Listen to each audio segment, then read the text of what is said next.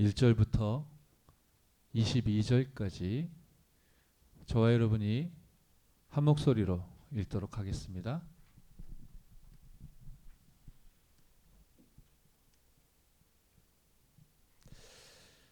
네, 우리 합독합니다. 시작. 사람이 땅 위에 번성하기 시작할 때에 그들에게서 딸들이 나니 하나님의 아들들이 사람의 딸들의 아름다움을 보고 자기들이 좋아하는 모든 여자를 아내로 삼는지라. 여호와께서 이르시되 나의 영이 영원히 사람과 함께하지 아니하리니 이는 그들이 육신이 됨이라. 그러나 그들의 날은 120년이 되리라 하시니라. 당시에 땅에는 네피림이 있었고 그 후에도 하나님의 아들들이 사람의 딸들에게로 들어와 자식을 낳았으니 그들은 용사라. 고대의 명성이 있는 사람. 여호와께서 사람의 죄악이 세상에 가득함과 그의 마음으로 생각하는 모든 계획이 항상 악할 뿐임을 보시고 마음에 근심하시고 이르시되 내가 창조한 사람을 내가 지면에서 쓸어버리되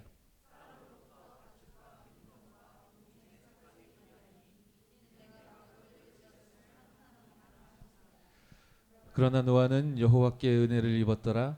이것이 노아의 족본이라. 노아는 의인이요 당대의 완전한 자라. 그는 하나님과 동행하였으며 세 아들을 낳았으니 셈과 함과 야벳이라. 그때에 온 땅이 하나님 앞에 부패하여 포악함이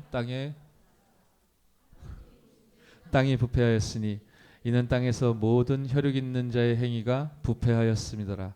하나님이 노아에게 이르시되 모든 혈육 있는 자의 포악함이 땅에 가득하므로 그 끝날이 내 앞에 이르렀으니 내가 그들을 땅과 함께 멸하리라. 너는 고페르나무로 너를 위하여 방주를 만들되 그 안에 칸들을 막고 역청을 그 안팎에 칠하라. 내가 만들 방주는 이러하니 그 길이는 300규빗, 너비는 50규빗, 높이는 30규빗이라. 거기에 창을 내되 위에서부터 한 규빗에 내고 그 문을 옆으로 내고 상중하 3층으로 할지니라. 내가 홍수를 땅에 일으켜 무릇 생명의 기운이 있는 모든 육체를 천하에서 멸절하리니 땅에 있는 것들이 다 죽으리라. 그러나 너와는 내 언약을 세우리니 너는 내 아들들과 내 아내와 내 며느리들과 함께 그 방주로 들어가고 혈육 있는 모든 생물을 너는 각기 암수 한 쌍씩 방주로 이끌어들여 너와 함께 생명을 보존하게 하되 새가 그 종류대로 가축이 그 종류대로 땅에 기는 모든 것이 그 종류대로 각기 둘씩 내게로 나아오리니 그 생명을 보존하게 하라. 너는 먹을 모든 양식을 내게로 가져다가 저축하라. 이것이 너와 그들의 먹을 것이 되리라. 노아가 그와 같이 하여 하나님이 자기에게 명하신 대로 다 준행하였더라. 아멘. 방주를 만들라는 제목으로 오늘 창세기 5번째 메시지를 나누도록 하겠습니다. 서론입니다.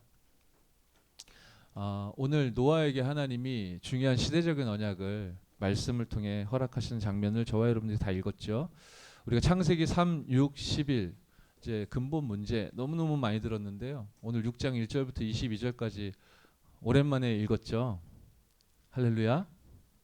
노아가 등장하고 하나님이 노아에게 당신의 언약과 그 시대의 문제와 하나님의 방법을 말씀을 통해 전달하시는데 이 노아에게 하나님 주셨던 사명, 이 시대에 하나님이 하나님의 자녀로 부르심 바 된 저와 여러분 성도에게 주신 사명 같은 것이다라고 이해하고 오늘 메시지를 좀 잡아야 되겠습니다. 시대에 재앙이 들어올 수밖에 없는데 하나님이 노아에게 방주라는 언약을 주셨습니다. 방주에 타지 않으면 이제 재앙과 멸망을 피할 수도 없고요. 살아날 수가 없죠. 방주에 타지 않으면 그 시대에 당하는 고통과 고난에서 빠져나올 수가 없는 것입니다. 그럼 이 시대에 하나님이 노아 시대에 주셨던 방주의 언약과 같은 이 시대에 하나님이 저와 여러분들에게 허락하신 이제 완성된 언약이 무엇이며 왜 그 하나님의 완성된 언약이 필요한지 그 부분을 깨닫는 것이 노아 시대에는 노아에게 주셨던 사명이라면 지금 이 시대 하나님의 자녀인 저와 여러분들이 누려야 될 사명이겠죠. 사명이라 하면 내가 뭘 이렇게 해야 될 것 같이 자꾸 그렇게 느껴져요. 내가 뭔가 꼭 해내야만 할 것처럼 느껴지는데 우리가 말씀의 흐름 속에 있단 말이에요. 우리 목사님 이제 세계 랩넌트의 주제곡 작시하시는 과정, 그리고 곡이 붙여지고 이제 선곡되는 과정, 그 속에서 이 얘기 왜 하냐 하시면서 뭐라고 말씀하셨습니까? 그 긴 시간 동안 계속 이제 말씀에 집중한다. 하나님이 말씀을 통해 우리에게 무엇을 뜻하시는가에 대해서 이제 목사님 당신도 계속 집중하면서 찾아내시는 거고, 이 메시지를 우리 청년들에게, 우리 랩런트들에게 어떻게 이렇게 전달할 것인가, 그 부분을 놓고 계속 기도하신다고 하셨는데, 성도에게 주신 사명은요, 우리가 무엇을 해내야 되는 것이 아니라 하나님이 우리 평생에 주신 성경 속에 있는 62가지 삶, 이제 그거 누리는 게 사명인 줄 믿습니다. 하나님이 언약의 여정을 저와 여러분들에 허락해 주셨어요.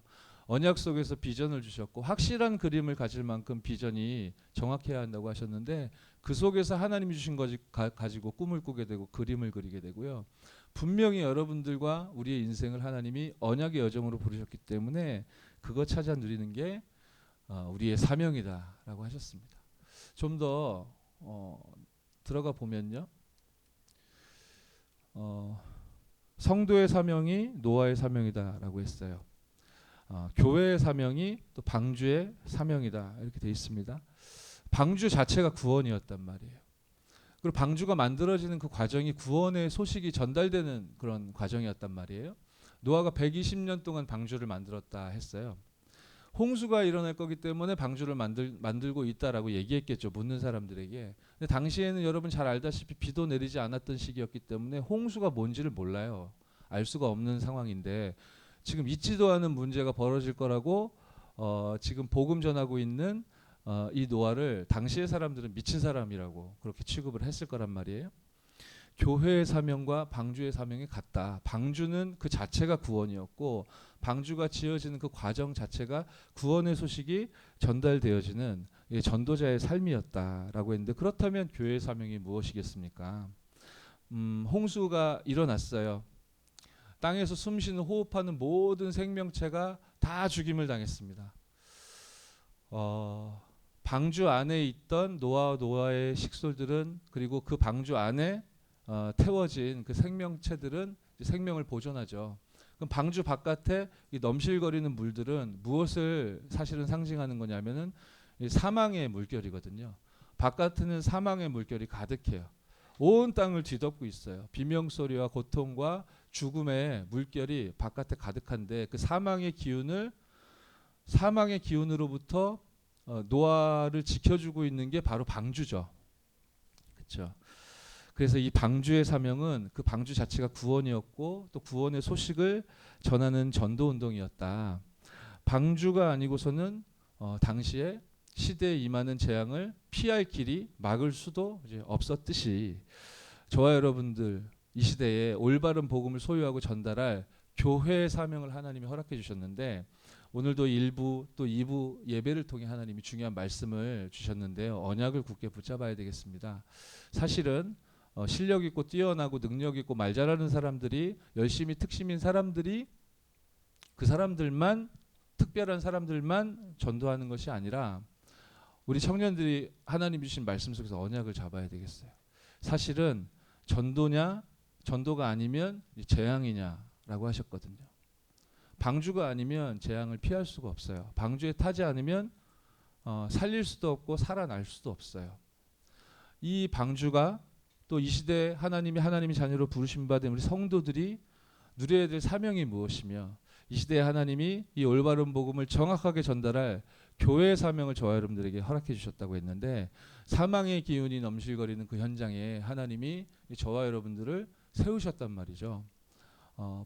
노아가 120년 동안 방주를 지었듯이 동일한 삶을 하나님은 여러분들에게 지금 걷게 하십니다. 아까 우리 예배 전에 우리 찬양 인도하는 우리 진우 형제가 현장이 회복되고 말씀 운동도 펼치게 되고 너무 귀하고 감사한데, 이런 생각을 했다고 했잖아요. 내가 왜 내 직장 현장에 계속 마주치고 같이 업무를 보고 매일 부대끼고 살아가는 이 직장 동료들과 이 사람들, 내 주위에 있는 사람들에 대해서는 관심이 이렇게 없었던가.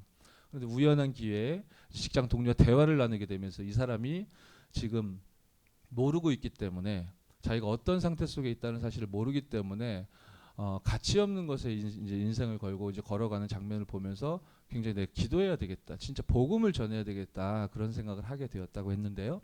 우리 청년 제자 여러분들의 모든 걸음과 삶 가운데 이 방주의 사명과 이 교회의 사명과 참된 성도의 사명이 회복되어지는 이번 한 주간 되어질 줄 믿습니다.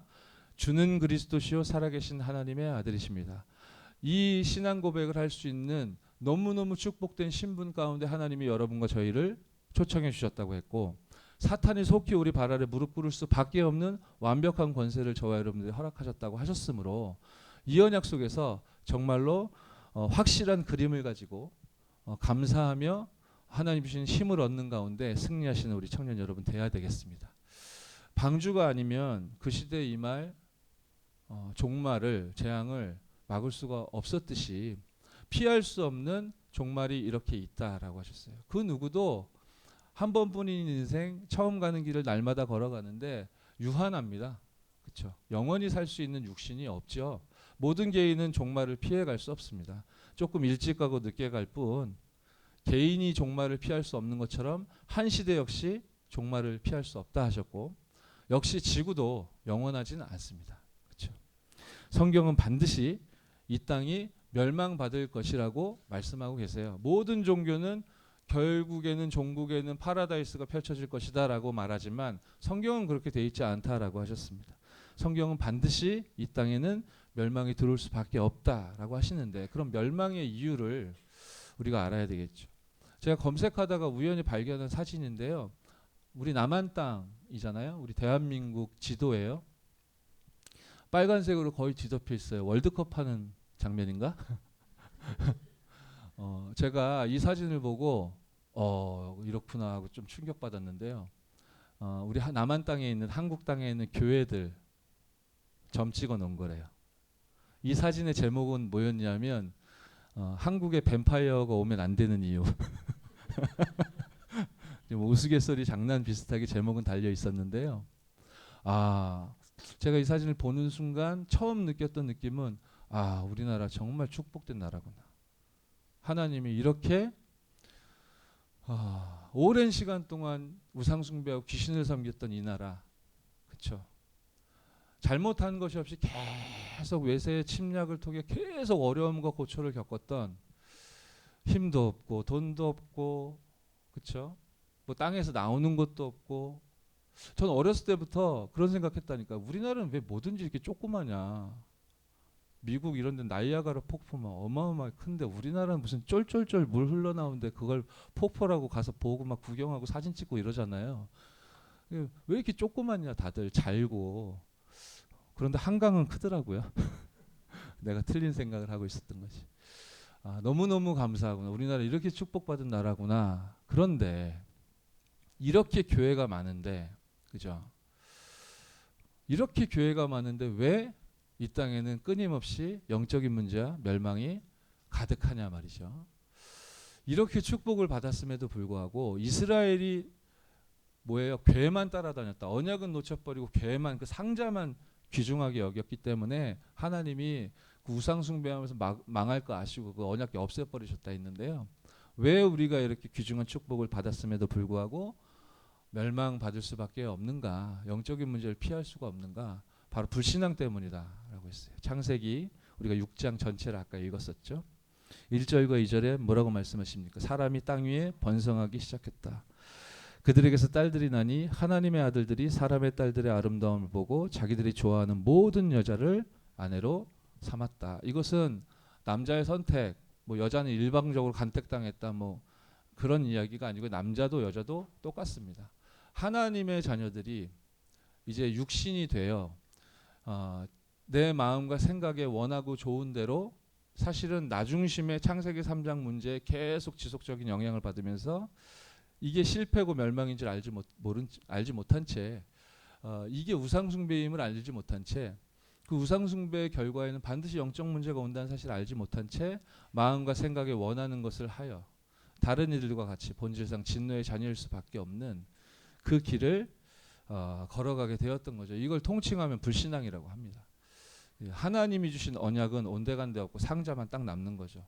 저 상자 갖는 사람이 대장 노릇하는 겁니다. 그죠?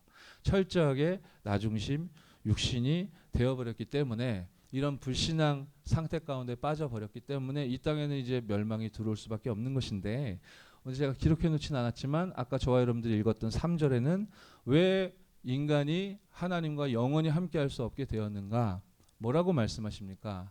사람이 육신이 되었다.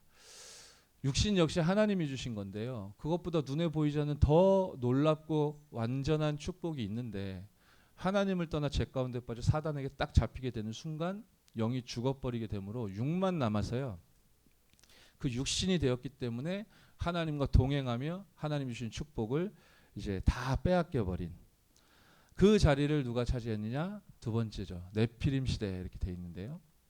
창세기 6장 4절 우리가 읽었잖아요. 그들은 용사라, 고대의 명성이 있는 사람들이었더라.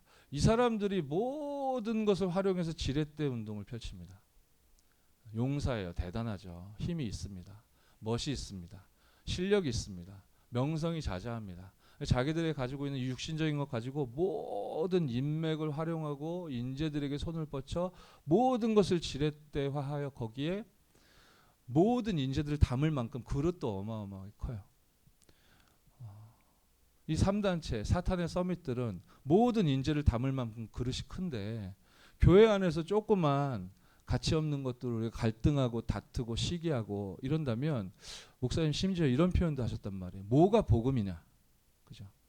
모두를 담을 수 있는 그릇을 3단체는 만들어 놓고 있는데, 교회는 아무것도 아닌 것 가지고 갈등하고 시기하고 분파를 형성하고, 뭐가 복음이냐? 당연히 교회가 복음이죠. 우리 안에 그리스도가 함께 하시고 우리가 하나님께 예배드리는 이 교회에 복음이 있어야 마땅한데, 하나님은 완전한 복음을 주셨는데 왜 우리는 문제 아닌 문제에 얻어 걸려서 갈등하고 있느냐? 그리스도 밖에 있는 그들이 그냥 겨우 육신적인 이유 때문에, 돈 때문에 모든 사람을 담을 수 있는 어마어마한 그릇을 만들어 놓고 이거 계속 전달하면서요, 그죠?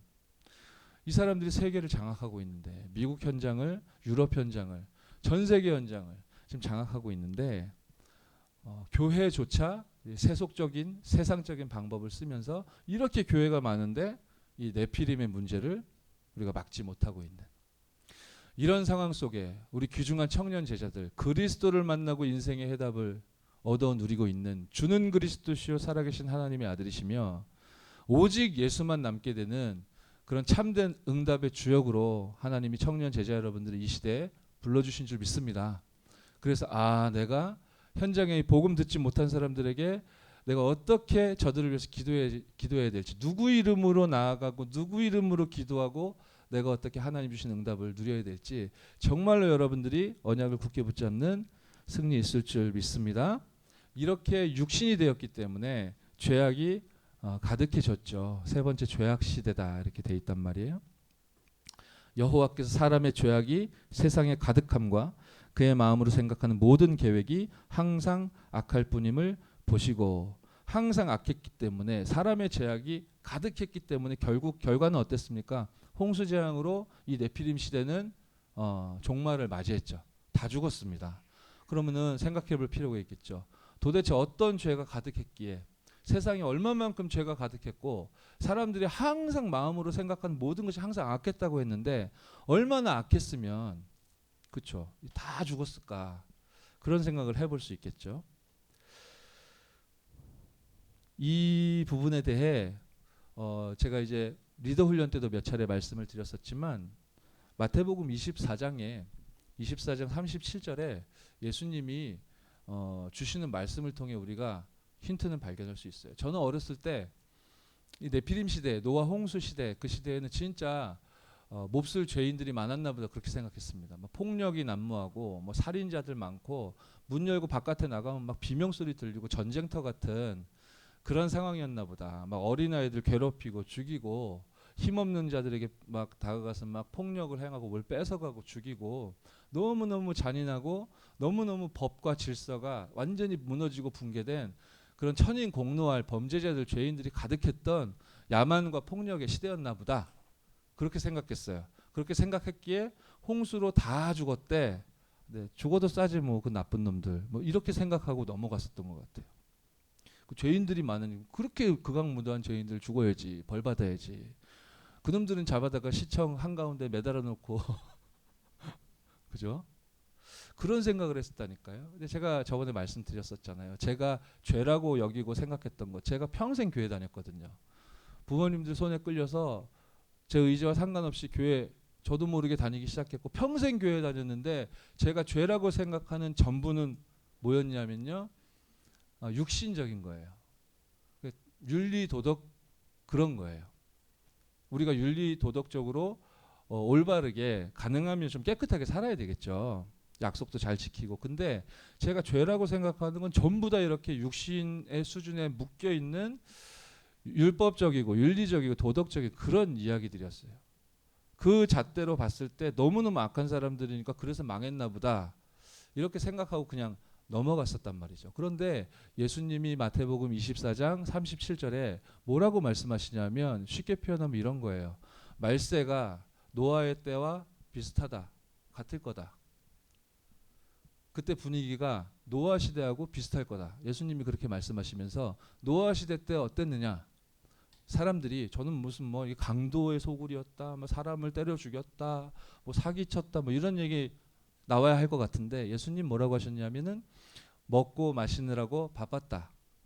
그리고 시집가고 장가드느라고 바빴다라고 하시거든요.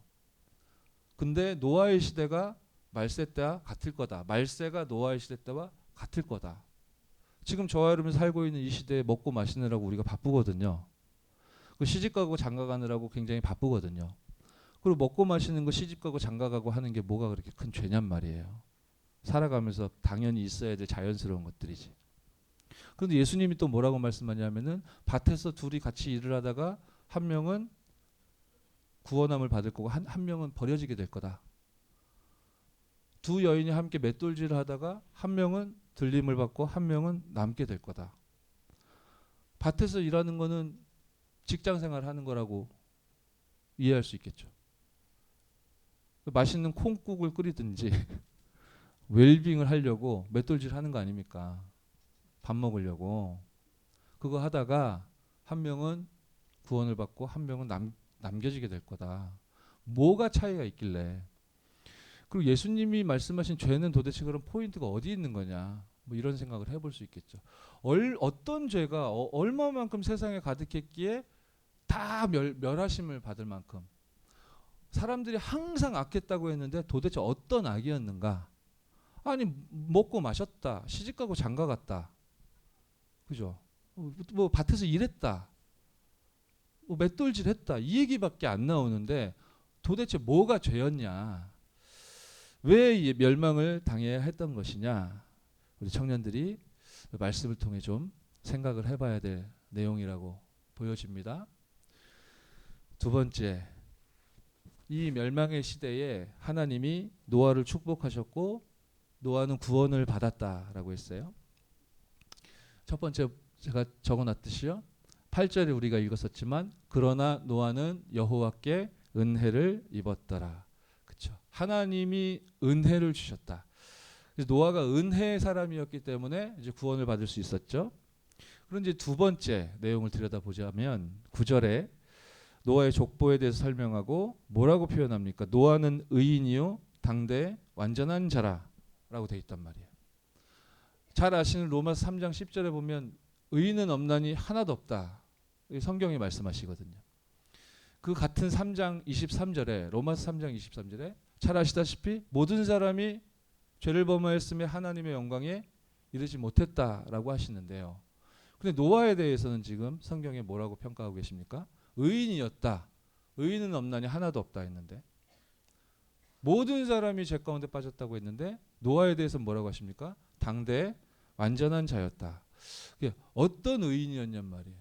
무엇에 대하여 얼만큼 했길래 노아는 이렇게 하나님으로부터 완전한 자라는 평판을 얻을 만큼 이렇게 은혜를 입었냔 말이에요. 그래서 이 부분이 우리가 좀 찾아내야 될 중요한 답이겠죠. 완전한 자라 했다. 그런데 중요한 답과 힌트는 사실 같은 구절에 잘 나와 있는데요. 그는 하나님과 동행하였으며 이렇게 돼 있어요.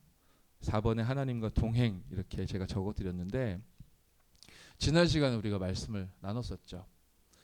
이제 세세 후예들, 언약의 혈통들, 그 족보가 쭉 나열돼서 설명되어지는데 에녹이란 사람이 이제 등장했다고 했어요. 65세에 그 아들 무드셀라를 낳고 그 이후에 300년 동안 여호와 하나님과 동행하였더라. 이 표현이 에녹에게 대표적으로 딱 등장하고 그렇게 300년을 여호와 하나님과 동행한 후에 하나님이 이렇게 그 에녹을 그냥 죽음을 육신적인 죽음을 경험하지 않은 상태에서 이렇게 불러 올라가신단 말이에요. 그 에녹의 아들이 무드셀라였고 무드셀라의 아들이 라멕이었고 그 라멕의 아들이 그 유명한 노아인데 에녹에서부터 시작해서 하나님과 동행하는 비밀이 무드셀라에게 라멕에게 그리고 드디어는 이제 노아에게 전달되어졌을 것이다. 우리 말씀을 통해 지난 시간에 확인했었죠. 그럼 하나님과 이 동행하는 비밀 이것이 이 동행하는 비밀 덕분에 노아가 자신의 사명을 누림 가운데 감당할 수 있었던 것인데 그렇다면 노아와 이 시대에 똑같은 이유를 가지고 여러분을 하나님 부르셨다 했잖아요. 성도로 또 교회로 하나님이 우리 귀중한 청년 제자들을 부르셨다고 했는데 하나님과 동행하는 이 비밀 하나님이 주신 언약 오늘 말씀 속에서 찾아서 확인하고 또 굳게 붙잡는 그런 승리 있을 줄 믿습니다. 하나님과 동행한다. 이게 성경 한 군데 찾아보도록 하겠습니다. 창세기 8장 20절 함께 찾아보도록 하시겠습니다.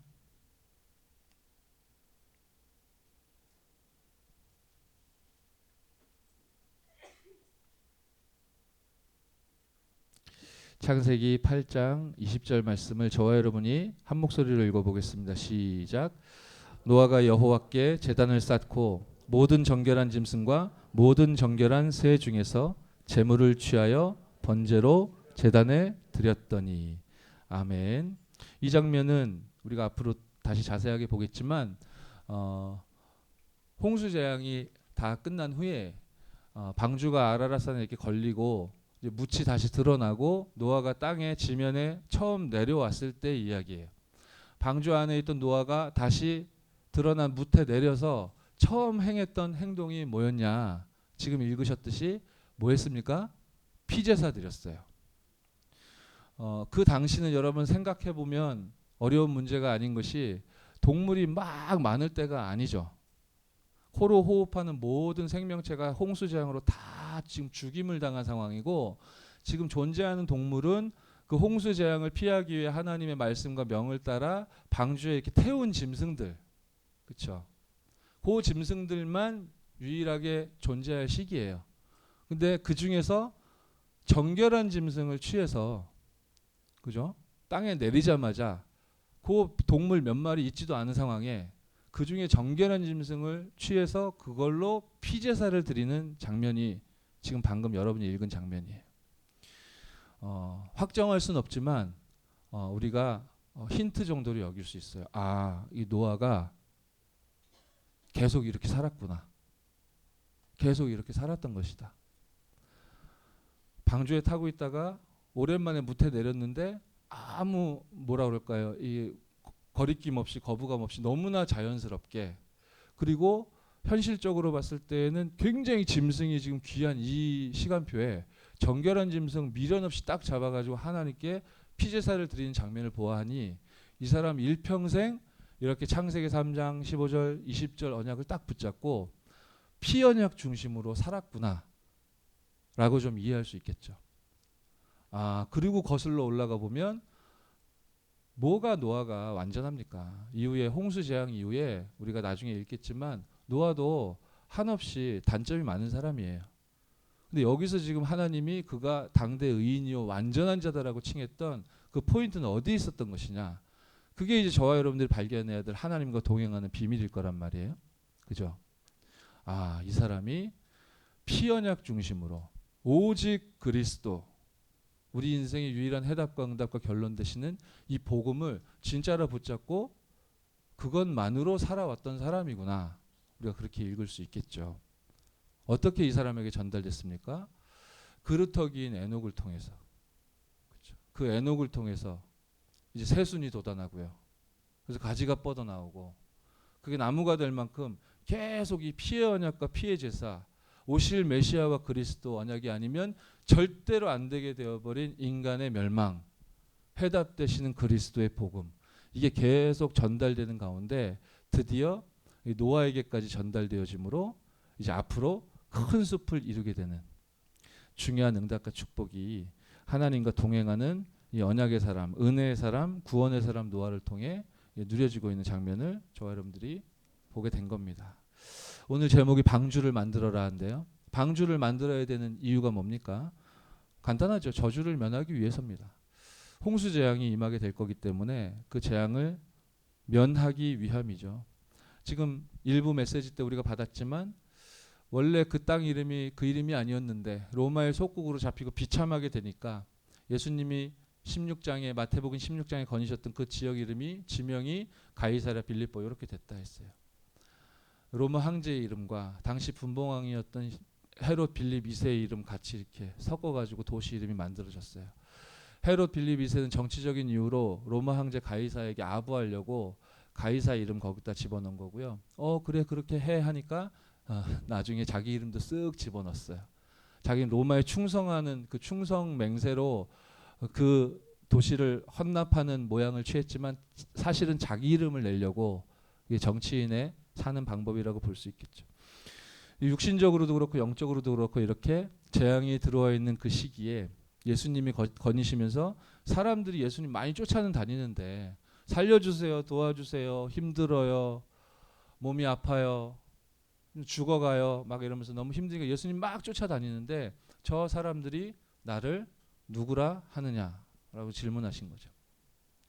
저주와 이 흑암 세력이 가득한 이 현장에 이 가이사랴 빌립보 지역을 거니시면서 제자들에게 던지셨던 질문이에요. 사람들이 나를 누구라 하느냐. 그래서요, 전도자 여러분들이 너무너무 중요한 겁니다. 다들 틀리게 알고 있잖아요. 엘리야 같다고 합니다. 예레미야 같다고 합니다. 세례요한 같다고 합니다. 세례요한은 예수님이 여자가 낳은 이 중에 저보다 큰 애가 없다라고 말씀하실 만큼 굉장히 뛰어나고 위대한 인물이에요. 그런데 세례요한이 죽었잖아요. 예수님 당시에. 무엇 때문에 죽었습니까? 윤리 도덕 이거 강조하다가 그러다 죽었거든요. 이 사람은 너무너무 훌륭한 사람이었는데요. 자기가 옳다고 믿는 것, 옳다고 여기는 거 거기에 진짜 생명을 걸었습니다. 어쩌면 죽는 순간까지도 나는 하늘을 우러러 한 점 부끄러움이 없어라고 말했을 수 있어요. 그런 세례요한을 모든 사람들은 훌륭하다고 말했고 그런 세례요한을 보면서 또 예수님을 보면서 예수님은 세례요한 같은 사람이야. 너무너무 훌륭하잖아. 이렇게 복음을 오해하고 착각하게 되면 저주를 면할 수가 없어요. 그렇죠? 방주에 타야지. 방주 비슷하게 집 지어놓고 모양 비슷하니까 여기로 들어와. 여기도 괜찮아 하면 홍수 오면은 죽는 거예요. 방주만이 홍수라는 재앙에서 피할 도피성이 될 수 있는 것이듯 이 그리스도가 누군지 알지 못하면 방주를 만들지 않으면 저주에서 피할 수가 없죠. 면할 수가 없는 겁니다. 그래서 두 번째 개인 구원 이렇게 돼 있어요. 너는 고페르나무로 너를 위하여 방주를 만들되 너를 위하여 방주를 만들어라 하셨단 말이에요. 그래서 전도 운동이라는 건 전도는 우리 교회 또 기관 부흥이 목적이 아닙니다. 우리가 사람을 많이 모아서 우리가 한번 세력을 한번 자랑해 보자. 그게 우리의 목적은 아니죠. 교회 또 전도 여기에 대한 진짜 중대한 목적은 사실은 너를 위하여 방주를 만들어라라고 하셨듯이 저와 여러분이 사는 길이다. 오늘 오전에 한 목사님과 잠깐 대화를 나눴는데요. 상반기에 교구 캠프할 때 제가 잠시 찾아뵙고 심부름하면서 소통했던 그런 현장이에요.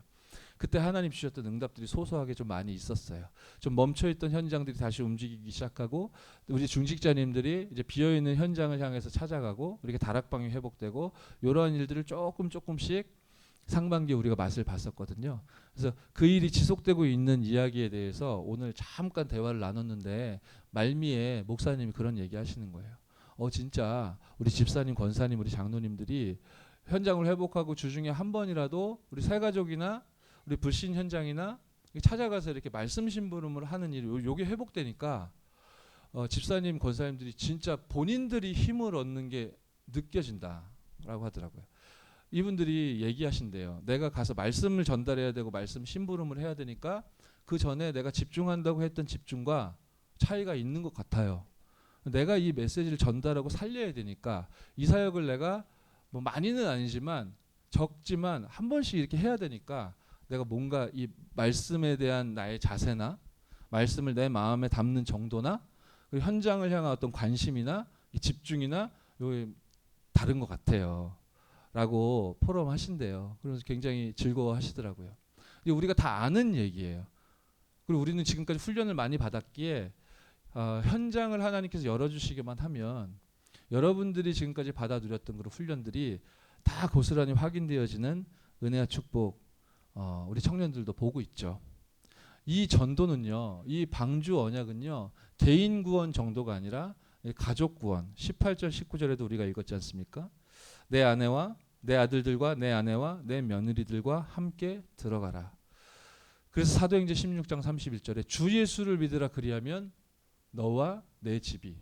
그래서 우리 아직 가정 복음화 이루어지지 않아서 불신 배경을 가진 우리 청년들이라서 우리 가족들은 언제 복음 받게 될까? 그것 때문에 염려하고 좀 힘들어하고 그것 때문에 고민인 우리 청년들 절대로 고민하지 마시고요.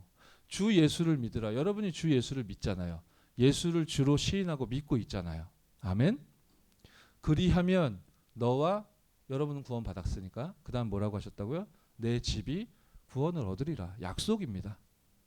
여기에 대한 비전이 그 그림이 확실하게 주어졌기 때문에 그 언약을 딱 붙드시면 승리할 줄 믿습니다. 하나님의 응답을 하시게 되어 있단 말이에요. 하나님의 계획은 뭡니까? 생명을 보존, 그 생명을 보존하게 하라 라고 하셨죠. 자, 이 방주의 특징입니다. 네 번째인데요. 잣나무, 이거 옛날 성경에 잣나무라고 되어 있고 요즘 성경에는 고페르 나무라고 되어 있죠. 이 잘 썩지 않고 저 뭐 잣나무를 직접 발음을 잘해야 되겠다. 직접 이게 잘라보거나 냄새를 맡아보거나 그런 적은 없는데 이게 잘 썩지 않고 굉장히 향기가 좋은 나무라고 해요. 그게 이 나무의 특징이고요. 그리고 역청, 이거는 쉽게 말하면 아스팔트, 도로에 아스팔트 깔 때 그 조그만 자갈이 끈끈하게 이렇게 엉키게 만드는 검은 타르 그거 있죠. 그게 역청이에요. 석유나 기름에서 이렇게 나오는 거죠. 그러니까 방주에 나무로 이렇게 이어 붙여서 만들게 하나님이 이제 안내를 하셨죠.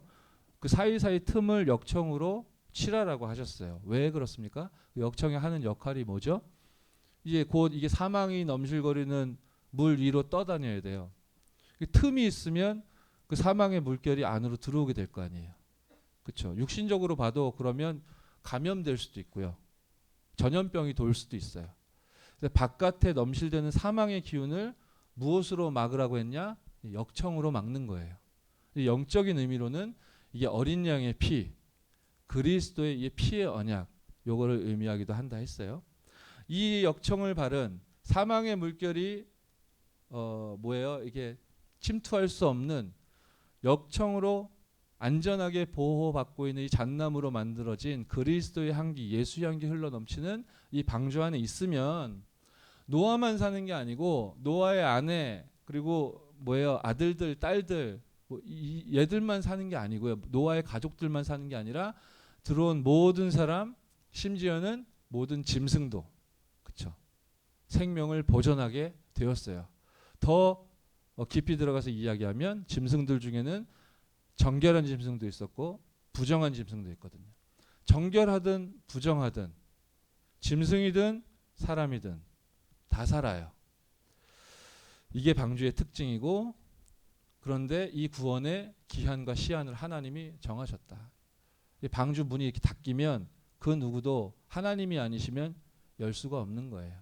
그래서 구원의 때는 하나님의 시간표에 결정되어 있는데 하나님이 우리 귀중한 청년들에게 이 구원의 복음을 허락하셨고 저와 여러분은 고린도후서 6장 2절이 말씀하듯 은혜 받을 만한 때에 또 구원의 날에 여러분이 은혜와 축복 속에 들어와 있는데 은혜 받을 만한 때요 구원의 날에 이 기쁜 소식을 듣지 못하고 있는 사람들이 여러분 직장에 여러분 학업 현장에 여러분 가정에 많이 있잖아요. 그죠? 이 현장을 놓고 진짜로 예수 이름으로 참되게 기도가 회복되고 누려지시는 저와 여러분 될 줄 믿습니다. 그런 여러분을 하나님이 현장에 파수꾼으로 세우셨다. 드디어 이번 주간에 이제 속속 프랑스로 또 뭡니까 독일로 인도네시아로 또 필리핀으로 스위스로 그리고 한국 현장에도 귀중한 파수꾼들이 남아 이제 파수꾼들의 소리를 하나님 주시는 말씀을 누리며 전달하는 중요한 성령인들을 받게 됩니다. 여러분들의 모든 걸음이 여러분이 어디 있든지 간에 거기는 하나님이 세우신 노바디 현장이기 때문에 거기서 그리스도께서 지극히 존귀해지는 그런 말씀 성취의 걸음 걸으시기 바랍니다. 그럼 여러분들에게 하나님은 증거로 하나님이 허락하시는 참된 힘을 회복시켜 주실 거예요. 제가 지난 주간에 이 교회 인근에 미래지구라는 현장을 제가 섬기면서 사역을 좀 서포트 하는데요. 제가 말씀드린 적 있을 거예요. 이 교구 구역 안에 하나님이 귀중한 전도자들을 불러주시고 세워주셔서 파수꾼들이 이제 팀을 이루도록 은혜를 주셨어요. 그런 가운데 상반기 캠프 통과하면서 하나님이 어떤 현장을 보게 하셨냐면 이 지역에 있는 재앙지대를 보게 하셨어요. 어떤 아파트 단지인데 똑같은 아파트들이 무수하게 펼쳐져 있는데 그 단지에만 유독 병든 자들이 많아요. 그리고 외롭게 버려진 사람들, 혼자 살아가는 분들, 또 기초생활 수급자들. 그래서 그 단지에 매년 몇 사람씩 고독사가 발생하는 거예요. 뭐 이렇게 말하자면 악취가 나서 이렇게 문을 뚫고 들어가 보면 그 안에 이제 돌아가신 지 꽤 되는 분이, 그렇죠. 연고지도 잘 모르겠는, 잘 조사해도 나오지 않는 이런 분들이 그 단지에 많이 있는 거예요. 여기에 하나님이 너무 갈급한 현장이죠. 너무 갈급한 현장에 하나님이 이 갈급한 현장을 책임질 제자를 하나님이 싹 준비하신 거예요. 상반기 통과하면서 이분을 우리가 찾았어요. 만나줬어요. 이분이 내가 구원받은 하나님의 자녀요. 내가 복음 받은 것도 감사한데 나를 전도자로 하나님 불러주셨는데 나를 이 단지에 하나님 왜 살게 하셨을까? 예전에는 계속 떠나고만 싶었대요. 왜 우리 동네는 이러냐 하면서. 근데 이분이 복음 받고 전도에 대해서 하나님 사명을 주셔서 방주의 사명, 성도의 사명, 교회의 사명 이게 부딪혀 온 거예요. 그러면서 이분이 살려야 되겠다 이런 마음 하나님 주셔가지고 통장이 된 거예요. 통장이 되면 이제 공식적으로 문을 열고 들어갈 수가 있대. 벨 누르고 나 통장이야 이러고 이제 들어갈 수가 있는 거예요. 이러면서 문을 계속 여는데요. 제가 지난번에 말씀드렸었잖아요. 이분 그냥 그대로 있었으면 또 고독사 했을 거예요. 가난 말기 환자를 우리가 현장에서 만난 거예요. 이분 아무 기력이 없어요. 진짜 마른 뼈같이 허벅다리가 우리 손목만 해요. 드시지도 못하고 주무시지도 못하고 앉지도 못하고 서지도 못해요. 상태가. 우리 전도팀이 계속 기도하면서 이분 찾아가서 이제 복음 전하려고 하는데 이분이 진지하게 복음을 듣고 예수님 구주를 영접했어요. 그러면서 이분이요. 복음 받은 지 한 3주 정도 후에 하나님 불러가셨거든요. 소천하셨는데 마지막 3주 살면서 이분이 뭐라고 했냐면 하늘이 아름답고 너무 세상이 아름답고 이런 아름다운 세상을 내가 이제야 느낄 수 있게 된 게 좀 아쉽지만 하나님이 나를 구원하시고 이렇게 아름다운 세상 마지막으로라도 볼 수 있게 해주셔서 감사하다면서 계속 이분이 원래 불평불만 많은 분이었대요. 그래서 요양병원에서도 너무 요주의 인물, 너무 힘들게 하는 공무원들 힘들게 하는 사람이었는데 이분이 마지막 순간은 계속 아름답다, 감사하다, 하나님 나와 함께 하시고 뭐 이런 얘기를 계속 한다 그러니까 주변 사람들이 다 충격받고 놀라고 그랬었다고 하는 거예요.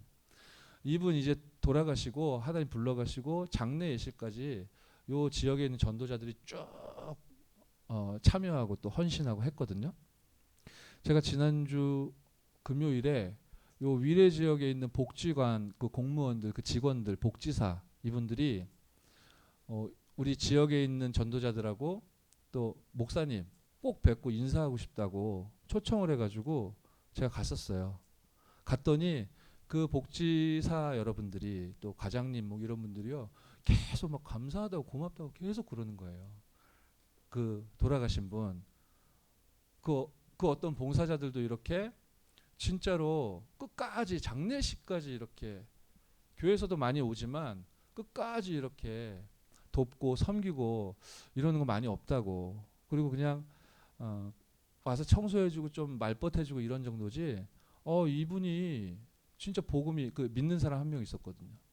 진짜 하나님 만나고 너무 행복하게 돌아가신 장면 보면서 자기들도 너무 충격이었고, 그래서 임마누엘 서울교회 우리 멤버들 꼭 뵙고 인사드리고 싶었다라면서 일부러 초청을 한 거예요. 근데 뭔가 또 노림수는 있었어. 우리가 그렇게 되게 잘 섬기고 잘 해줬다라고 느끼니까 이분들이 마음이 오픈이 된 거예요. 그래서 앞으로도 계속 도와주셨으면 좋겠고, 우리들의 손이 닿지 않는 데가 너무 많으니까. 그리고 요즘에 이 지역에서 우리를 가장 힘들게 만들고 이 컨트롤이 안 되는 또 한 명의 이제 대상자가 있는 거예요. 요분을 좀 도와주세요라고 말하려고 하는데 그 사람 이름이 나왔는데 제가 그분 지금 우리 교회 등록해서 지금 신앙생활 하고 계시고 일주일에 장로님 4분이 로테이션으로 들어가서 지금 말씀 사역 하고 계신데요. 그랬더니 깜짝 놀라는 거예요. 도와달라고. 이분 골치 덩어리인데 요분도 좀 도와주시면 안 될까요 하는데 우리가 이미 돕고 있어요. 그죠? 그러니까 이분들이 막 충격받고요. 오히려 우리 얼마든지 우리는 생명 살리고 사람 살리는 그런 교회 응답과 축복을 누리는 그런 전도자들이니까 얼마든지 말씀해달라고 했더니 그분들도 너무 마음이 오픈돼 가지고요.